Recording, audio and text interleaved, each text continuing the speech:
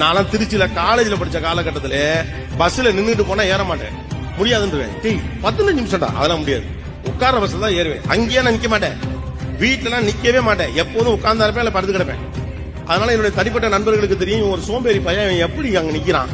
ஒரு ஷோ 6 மணி நேரம் நடக்கும், 2 ஷோ 12 மணி நேரம், ஷூட்டிங் மட்டும் 12 மணி நேரம் பண்ணணும். நடுவுல 2 மணி நேரம் அதுல ஏதாவது டிஸ்கஷன்ஸ் லொட்டு லொசுக்கு நிக்கணும், நின்னுகிட்டே இருக்கணும். அவங்களுக்கு பழகி பழகி எனக்கு ஒரு சேர் பண்ணுங்கிற எண்ணமே அவங்களுக்கு போயிடுச்சு. நான் பண்ற ஷோனாவே நான் நின்று பண்ற ஷோ தான் பண்றேன். எனக்கு உட்காந்து ஷோவே பண்ண தெரியல, அப்படி ஆயிப்போச்சு. எப்படி இவன் நிக்கிறான், எப்படி பேசுறான், இவன் அவ்வளவு சோம்பேறியாச்சு அப்படின்னு என் நண்பர்கள் என் வீட்டுல எல்லாம் பேசுவாங்க.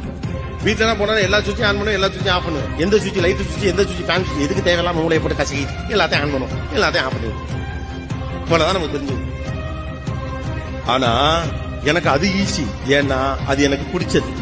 நீயானாங்கிறது எனக்கு பிடிச்சது, மக்கள்கிட்ட பேசுறதுங்கிறது எனக்கு பிடிச்சது, கேள்வி என்பது எனக்கு பிடிச்சது. நான் பிடிச்சது செய்யணும்.